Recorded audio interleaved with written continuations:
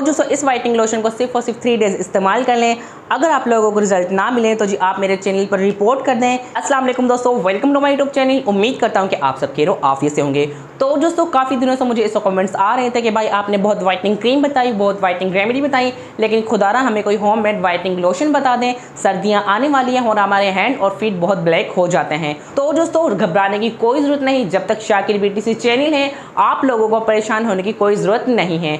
तो दोस्तों वीडियो को शुरू करते हैं। वीडियो को शुरू करने से पहले अगर आप लोग नए हैं तो काइंडली मेरे चैनल को सब्सक्राइब कर लीजिएगा, वीडियोस को लाइक कर लीजिएगा। तो जी वीडियो को शुरू करते हैं। दोस्तों देखा जाए तो गर्मियों की निस्बत सर्दियों में हमारे हैंड और फीट वाकई में ब्लैक हो जाते हैं और वो अपना कलर भी खो देते हैं। लेकिन मैं आप लोगों को जो आज होममेड वाइटनिंग लोशन बनाना सिखा रहा हूँ, यकीन करें 3 डेज के अंदर अंदर आपको ऐसी वाइटनिंग प्रोवाइड करेगा कि आप लोग खुद हैरान हो जाएंगे। दोस्तों वाइटनिंग लोशन बनाना शुरू करते हैं।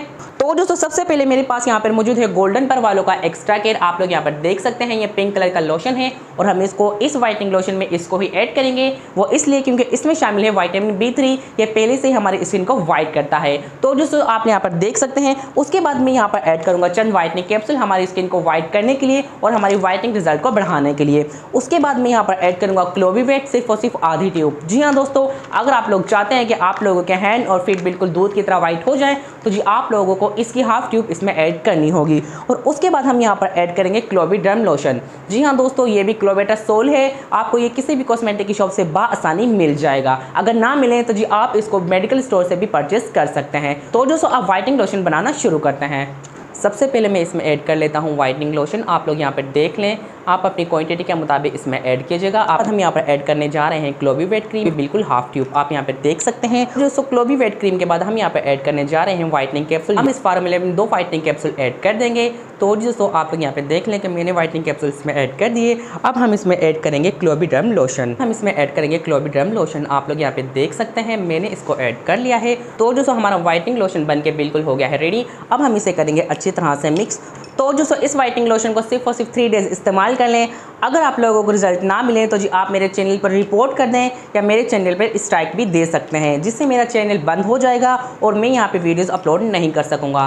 तो दोस्तों यकीन करें ये वाइटनिंग लोशन बहुत ही पावरफुल है। 3 डेज के अंदर अंदर आप लोगों की फुल बॉडी को भी वाइट कर सकता है। अब बात आती है कि इसको इस्तेमाल कैसे करें। अगर आप लोग अपनी फुल बॉडी को वाइट करना चाहते हैं तो जी इस्तेमाल कर सकते हैं, कोई इतना बड़ा मसला नहीं है। लेकिन आप लोगों ने एक बात का खास ख्याल रखना है कि इस वाइटनिंग लोशन को आप अपने फेस पर अप्लाई नहीं कर सकते। अप्लाई करने का तरीका यह है कि रात को सोने से पहले आप लोगों ने अपने हैंड को अच्छी तरह से क्लीन करना है और क्लीन करने के बाद थोड़ी सी लोशन की क्वांटिटी लेनी है। और जब आप थोड़ी सी क्वांटिटी ले लें तो जी हल्का हल्का सा आप अपने हैंड पर मसाज करें और सो जाए। यकीन करें ये आपको 3 डेज के अंदर अंदर ऐसे रिजल्ट्स देगा कि आप लोग खुद हैरान हो जाएंगे।